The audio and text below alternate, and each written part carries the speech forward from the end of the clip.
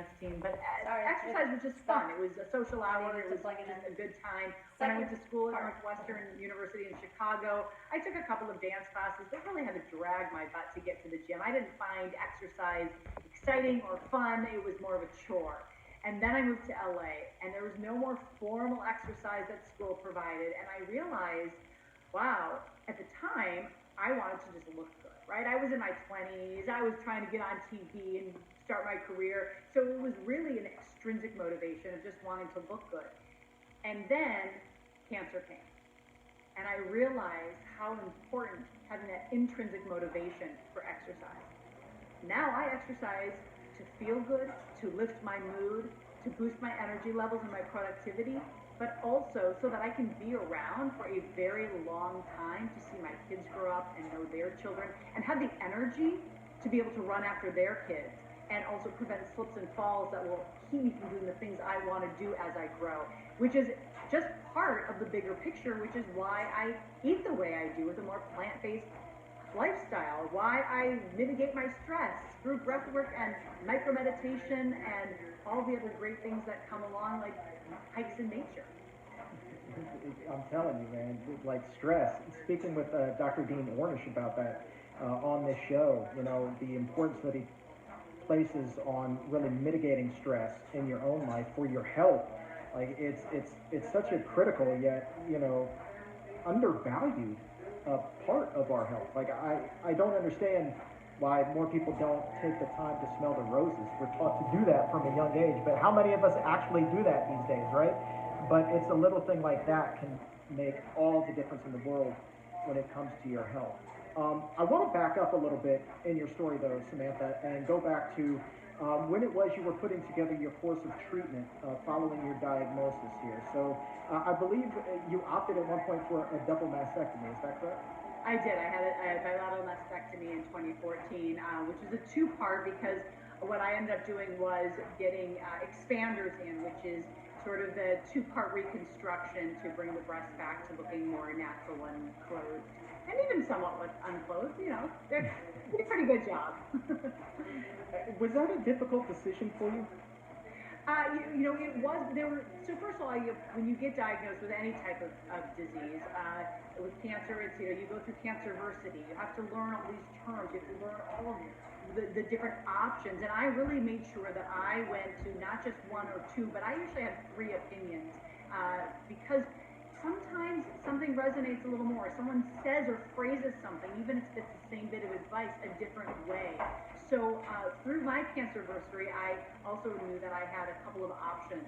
I could either do another, so the lumpectomy that I had was just to get the initial lump that we didn't think was cancer out that showed me it was cancer. So that meant then once we knew it was cancer, I had to either go back in, do a second lumpectomy, but this time with radiation, or a single or double mastectomy.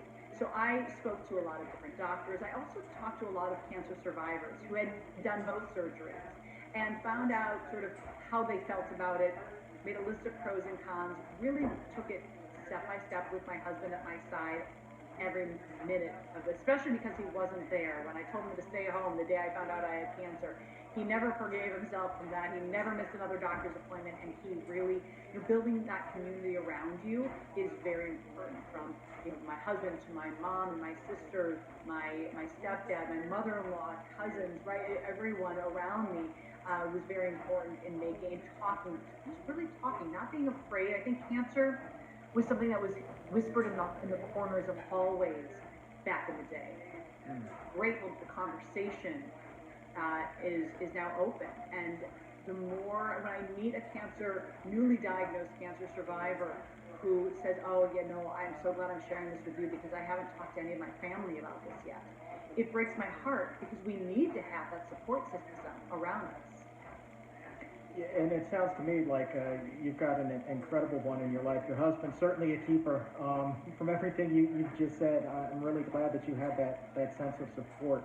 I don't know if you've ever been asked this particular question, but I want to ask it from a guy's perspective because I think it's important that we try to understand as much as possible. What is it that you wish men knew when it comes to breast cancer and the decision to go through a surgery as extreme as a double mastectomy? I think that's a really great question, and especially because I say to people after I had my mastectomy that look, my boobs did what they needed to do. They got me my husband, and they fed my kids, and they did those two things, and now just take them away. But it's not as easy as that. There's you're as a woman losing your breasts, there it's a mix of emotions on so many levels. From the intimacy that they can bring, you lose all sensation. So for a lot of us, that can be really hard. How you look when you look at yourself naked in the mirror and what that means to you, how that affects your self worth. And I think that for those people who say, "Oh, hey, you're getting a mastectomy, awesome, you get a free boob job," mm, not really. So and that's a lot of the time, men, you kind of think their brain sometimes goes to that place of like, yeah. Now I will say we tried. My husband always brought a lot of light and levity throughout the process because even in the darkest of moments, you have to find that light. And I could always count on him for that. And I remember one day when we were at pre-surgery at my reconstructive surgeon's office, and she brought us the breast binder. And it was basically a book of boobs from all sizes, all shapes, and really we had to go through it. This was a job my husband was up for. We had to go through and look at all the different boobs and figure out which type of breasts were kind of ideal for what we were looking to go for this reconstruction. And so, it's finding those moments where it's okay to laugh and have fun, and then remember to just take the lead from the woman who's going through the breast cancer. And there are men also who do deal with breast cancer. It's not only women. There are men who have been diagnosed, and so men too. Check those pecs. The book of boobs, huh? I can see how that might bring a little levity to the situation. Indeed. I want to flash forward here because we only have about 5 minutes left or so. You underwent a number of other surgeries after the test came back from your lymphs, correct? Yes. From the lymph nodes? Yes, the lymph nodes. So in the double mastectomy or in a lumpectomy or single mastectomy, we all now, it's pretty much protocol that you have what's called the axilla node biopsy. And so basically there's a lymph node there are lymph nodes, of course, under both armpits.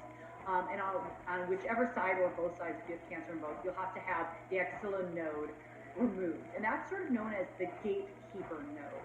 And it's a pretty phenomenal surgery. And my oncologist, my surgical oncologist, Dr. Armando Giuliano out of Cedars-Sinai Hospital here in Beverly Hills, is the one who did my surgery. But he also was on the team of doctors who figured out that if we can take out the axilla node, it's a gatekeeper. And if there's no cancer in the axilla node, the likelihood that the cancer has traveled to any of the other nodes is highly unlikely. But if that axilla node is positive, there's a chance that the gate opened and other nodes had it. So what ended up happening for me is I did have that axilla node positive for cancer. So not only did they take that, they took 11 other nodes as well, as many nodes as they could find. Thank goodness, when I woke up from my mastectomy a few days later while I was still in the hospital, I was told that I was negative for any other node involvement, because you're graded on the staging and the grading of that cancer is based on how far it's gotten.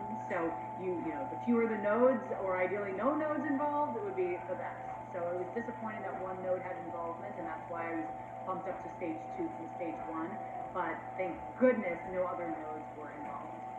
And contrast the emotions of the day where the doctors told you, hey, you're cancer-free, to those when you received that initial shocking diagnosis. I would imagine that's a 180 of all 180s. Absolutely. And it's interesting because they performed the mastectomy, and that sort of is the day you're cancer-free. But it wasn't really until about a year later when I had my 1-year follow-up MRI, just to make sure that the integrity of the implants were there, and that also it was the first thing that really showed how much breast tissue was left. And it's a misnomer to think that a mastectomy gets every last cell of breast tissue, which is why a lot of women, the majority, depending on the type of breast cancer, are on some sort of follow-up treatment, whether it's the estrogen blocker that I'm on because I had hormone positive cancer, to other whole lists of other medications that people can be on or follow radiation or chemotherapy,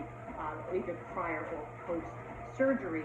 And so when I saw that MRI though, and I saw how cleanly, even though there's still some cells there, you could really barely see 1 ounce of tissue left. I thought, okay, I see that I can visually see the cancer is gone, and that was that breath of fresh air. All right, now you're on the exam room, so here's your final question from me. Can't let you go without talking about food. I want to go into your kitchen. Tell me, Samantha, what are your go-to must-have cancer-fighting foods? Absolutely. Well, I start my day with a smoothie or an acai bowl, and the reason is because I can pack into that thing so much nutrient density and plant-based goodness. So matcha green tea powder and flaxseed, ground fresh daily or every 2 days, are key for breast cancer prevention. I want to up my fiber, so I make sure that I have berries. Everything's organic, especially anything on the dirty dozen list. We want to make sure anything that's extra heavy in pesticides is eliminated from my kitchen as much as possible. So all of my berries are, actually everything, all my greens. So I have spinach, kale, I'll switch up the greens. So sometimes it's not kale, but it might be collard greens or Swiss chard. And the reason for changing it up is because we want the biodiversity for that microbiome and that gut health. So that's why I like to change up the greens as well. And then a great vegan plant-based protein powder, as well as ginger. I mean, it's the kitchen sink smoothie. And if you go to your healthiesthealthy.com, I have under the resources tab, recipes, and my Samantha's signature smoothie is on there, so you guys can go easy on yourself, and then just keep leveling up. But organic, wild blueberries, another great cancer fighter that I have almost every day. Outstanding. My friend Dr. Will Bolsowitz will be so proud of you right now for talking Oh about my gosh, the can I microbiome. just shout out to Will, and a shout out to Dr. Barnard, who's been a frequent guest in your Healthiest Healthy community, and Dr. Will Bolsowitz has also been a guest in your Healthiest Healthy community. But I had, so my dad died of colon cancer. I had colonoscopies every 3 years, which I've been getting since I was 35. I'm now at 48 plus, and I just literally last week had my most recent colonoscopy. Thank goodness for Dr. Will. I texted him and I said, okay, I have to go on a low-fiber diet for the 3 to 5 days before this colonoscopy. That's everything I eat. Will, I know you just had one. What did you eat? I can't eat anything that's good and healthy. I don't want to eat white crap, flour and rice and tons of animal products because, of course, they have no fiber. And so it was a real challenge. We got through it, but I thank goodness he was there to support because we love Dr. Wilson. Dr. B for the win. Love that guy. That is my dude right there. All right, so talk to me really quickly about the Women's Wellness Retreat that you have coming up November 3rd through the 6th in St. George, Utah, which, if memory serves, is kind of close to the Arizona and Nevada border. So yes, you can fly into Vegas or Salt Lake City or Denver, and it's in St. George. It's at Red Mountain Resort and Spa, so November 3rd through 6th. And you know what? If you guys want to come, and you can tell me when you make your deposit that you heard me on the exam room, I'll give you $200 off. So just remind me, and I'll make sure that happens. But the rooms are already starting to book up.